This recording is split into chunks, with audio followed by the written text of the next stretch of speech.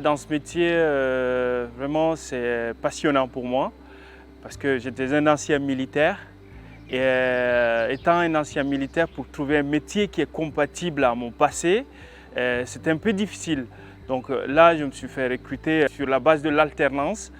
Là, j'ai trouvé ma place tout de suite parce que l'équipe, l'esprit d'équipe, ce que je voulais, ça existe là. Je suis sur les énergies renouvelables, qui est vraiment l'avenir de notre environnement. Je travaille sur des équipements innovants en ce qui concerne la technicité et les interventions que nous procédons, c'est vraiment varié. Et quand je satisfais les clients, c'est-à-dire il y a un bon retour, moi ça me motive.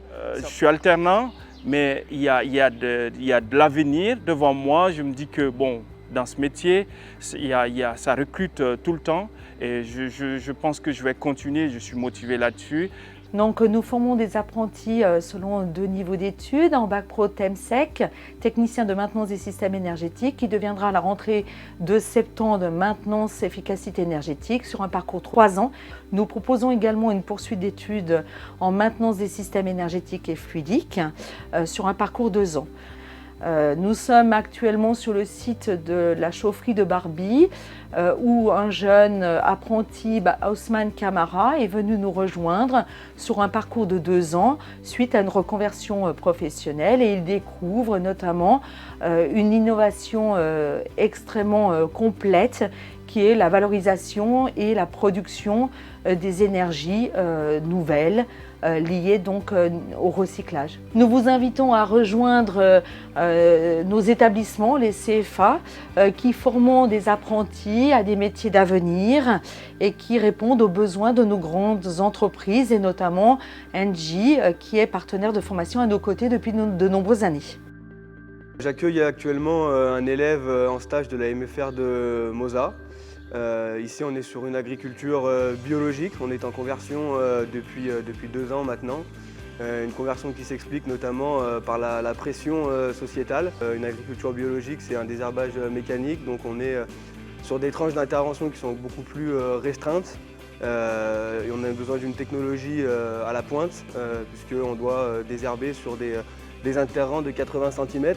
Donc si on ne veut pas détruire la plante, il faut qu'on puisse avoir des caméras, des GPS, toutes ces choses-là qui font qu'aujourd'hui on est obligé d'évoluer technologiquement et aussi avec les enjeux de la société. Moi je suis maître de stage parce que je suis ancien élève à la MFR de Moza, diplômé. Pour moi c'est très important aujourd'hui de former nos jeunes pour l'avenir, de transmettre ce qu'on a pu apprendre. Puisqu'il y a beaucoup de boulot, on l'a dit, dans les années à venir et ça passe par la formation principalement.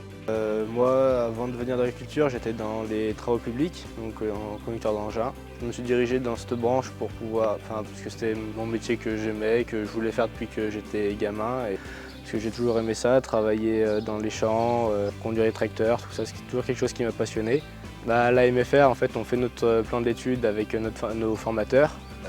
Pour quand on part en stage, on puisse poser vraiment des questions techniques par rapport au thème de notre plan d'études.